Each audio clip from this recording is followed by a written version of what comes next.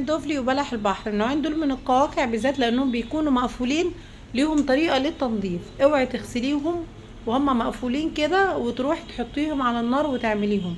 ما تقوليش انا غسلاهم مرة واتنين وتلاتة وعشرة. هقولك بقى على الطريقة الصحيحة لتنظيف اي قواقع مقفولة. معلش انا عندي برد وصوتي مفتوح شوية، بس اعتقد ان انا صوتي واضح يعني كويس.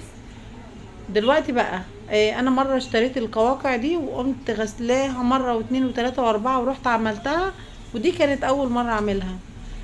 لقيت كل ما اجي اكل واحده الاقيها بتقرقش، قمت رميهم على طول فورا. لان طبعا لو كلنا حاجه بالشكل ده كده ممكن يجيلنا حصوه على الكلى على طول او على المراره.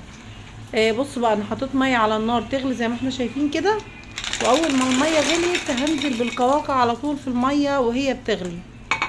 طيب هسيب القواقع قد ايه في الميه؟ ما انا مش هسويها، لا انت هتسيبيها بس مقدار دقيقه والنار تبقى عاليه كده على الميه، علشان ما تهداش وتاخد وقت معاكي.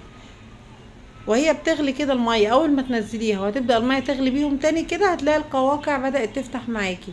اول ما القواقع تفتح تشيليها من على النار على طول. ومعلومة تانية مهمة قوي، اي قوقعة ما تفتحش معاكي في المية ترميها فورا لانها بتكون فاسدة، ممكن تعملك تسمم. فتعرفي منين القواقع السليمة من القواقع اللي هي البايظة؟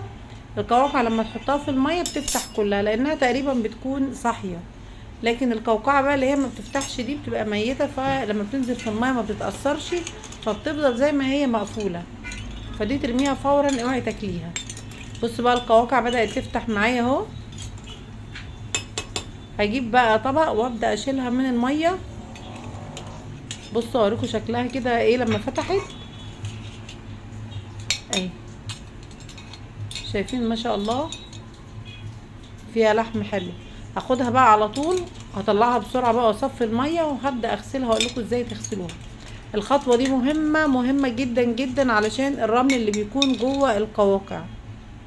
ما يغركيش ان هي نظيفه من بره، لكن هي بتبقى زي ما انا قلت لكم بتبقى حيه في الميه، فبتبدا تفتح وتقفل، فبتعبي رمل من قلبها. هطلعها بقى كلها كده من على النار بسرعه اهي. اول ما بدات تفتح زي ما احنا شايفين هشيلها كلها من على النار. هجيب بقى الجندوفلي كده واحطه في الميه زي ما احنا شايفين كده، وهبدا اغسله.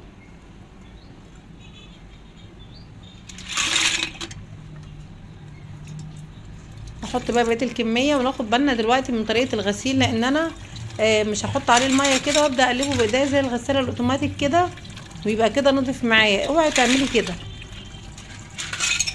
وهتعرفي ليه.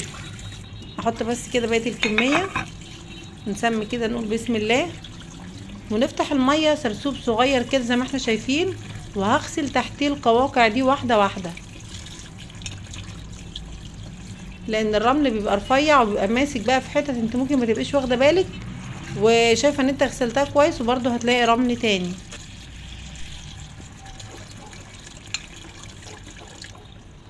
هخلص بقى كده، انا هعمل قدامكم بس كام واحده وبعدين هخلص الكميه وارجع لكم تاني علشان ما اطولش عليكم.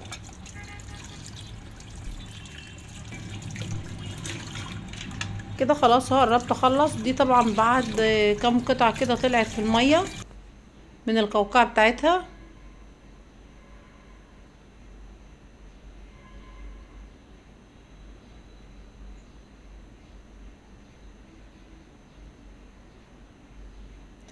تعالوا بقى نشوف كده ايه الرمل اللي نزل من القواقع المقفوله دي في السلطانيه. شايفين كميه الرمل دي بقى لو انت غسلتيها مره واتنين وتلاته ورحتي حطيتيها على طول على النار، كميه الرمل دي كلها هتنزل منك في الحله اللي انت بتعملي فيها الايه، الجندوفلي او بلح البحر. هشطف بقى كده وهعيد عليه تاني.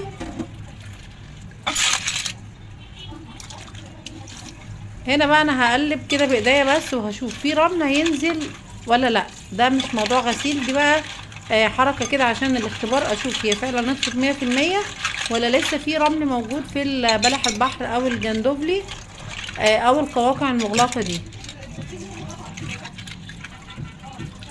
المغلقة يعني المقفولة، يعني عشان محدش يقول لي ايه المغلقة دي.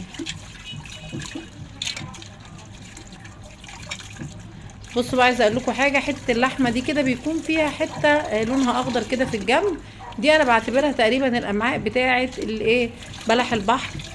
بتقومي جايباها على جنب كده وتقومي شايلاها، وبعد كده تاكلي حته اللحمه البيضه اللي انت شايفاها قدامك دي اهي. تمام كده.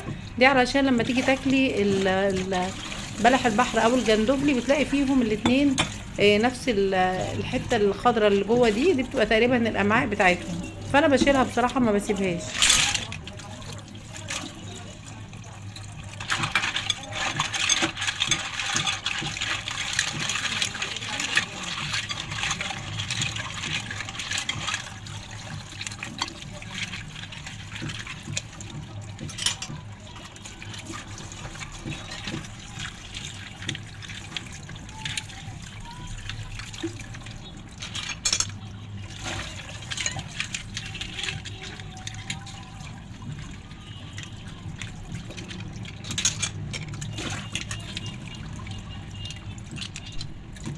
كده خلاص بقى، انا شطفتهم زي ما انا قلت لكم عشان اتاكد في رمل تحت ولا لا.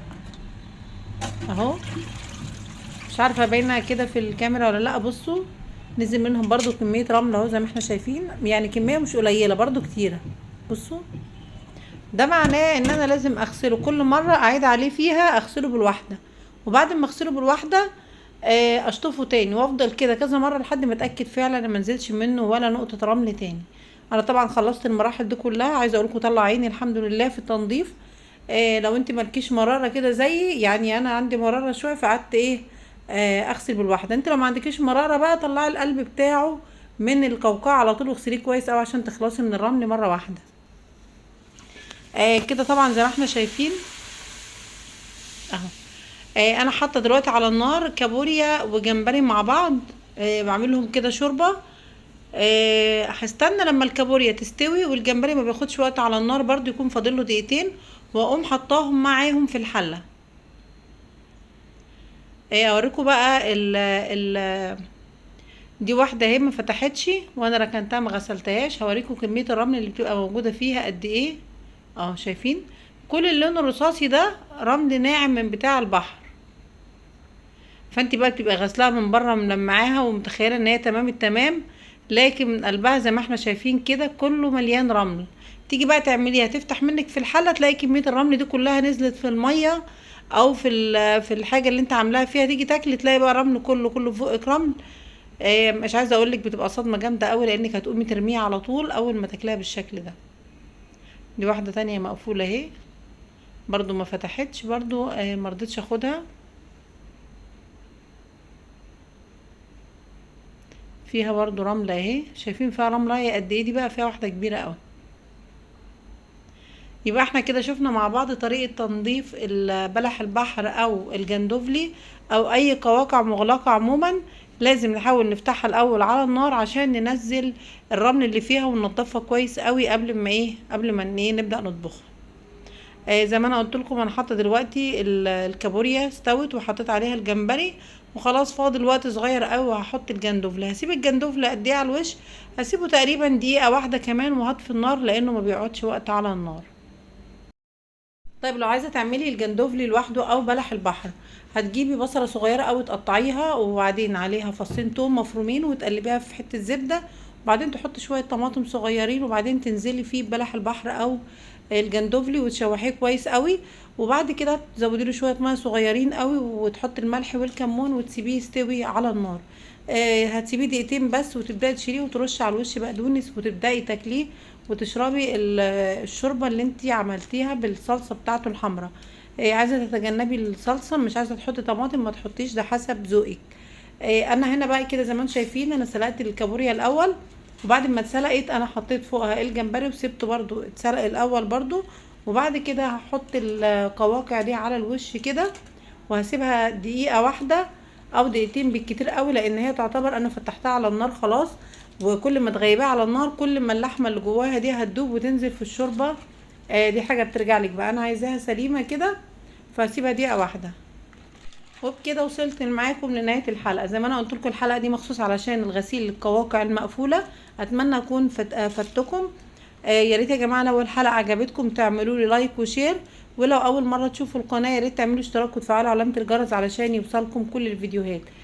طبعا هنعمل بعد كده كريمه لباني. عايزه تشربيها كده الشوربه بتاعه السليق الكابوريا والجمبري بتبقى تحفه جدا. بس اهم حاجه تحققيها حلوه قوي. تحققيها ازاي؟ تحط معاها بصل وطماطم.